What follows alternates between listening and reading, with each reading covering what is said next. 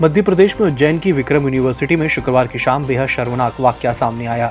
यहाँ एमबीए के एचओडी और पूर्व एचओडी के बीच जमकर मारपीट हुई। एक दूसरे को इतने लात घूंसे लगे कि दोनों ही लहूलुहान हो गए। दोनों के बीच कुल सचिव के सामने उनके कमरे में ही बहस शुरू हुई थी, जो बाहर आते ही मारपीट में बदल गई।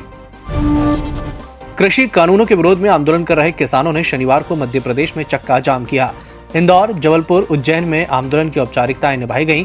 इंदौर में आंदोलन तो हुआ, लेकिन किसानों की संख्या इतनी नहीं थी कि वह हाईवे का जाम कर सकें।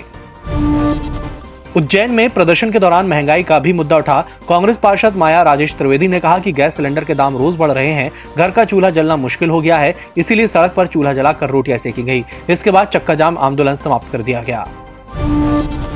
मुख्यमंत्री शिवराज सिंह चौहान ने कहा कि पीने वाले रहेंगे तो दारू आती रहेगी।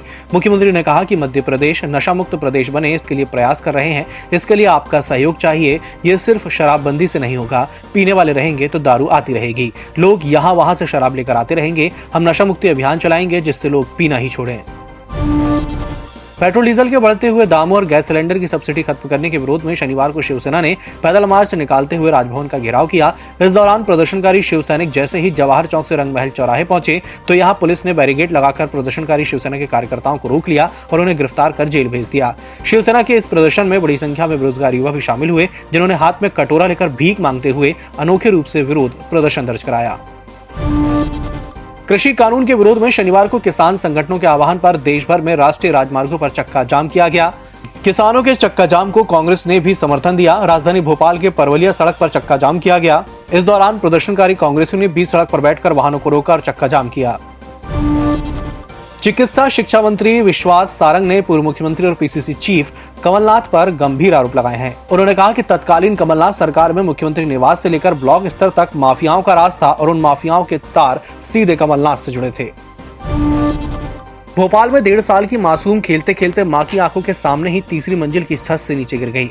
गंभीर हालत में माता पिता से अस्पताल ले गए, जहां इलाज के दौरान मासूम ने 30 घंटे तक मौत से लड़ने के बाद दम तोड़ दिया। पुलिस ने परिजनों की गुहार पर मासूम का पोस्टमार्टम नहीं कराया। बीते 1 सप्ताह में बच्चे का छत से गिरने का यह दूसरा मामला है। राज्यसभा सांसद और मध्य प्रदेश के पूर्व मुख्यमंत्री दिग्विजय सिंह ने कृषि मंत्री नरेंद्र सिंह तोमर को लेकर कहा कि उन्हें किसानी की जानकारी ही नहीं है। दिग्विजय ने कहा, प्रधानमंत्री मोदी ने किसानों के साथ बात करने के लिए 2 मंत्री लगाए हैं। नरेंद्र सिंह तोमर, जिनके पास खेती ही नहीं तो वो किसानी क्या जानते होंगे। हाल ही में बने 3 सिस्टम के असर से मध्य प्रदेश के कुछ स्थानों पर बौछारें पड़ी हैं, लेकिन 2 सिस्टम अब कमजोर पड़ने लगे हैं। इससे हवा का रुख भी बदल गया है। वर्तमान में हवा की दिशा उत्तरी और उत्तर पूर्वी हो गई है।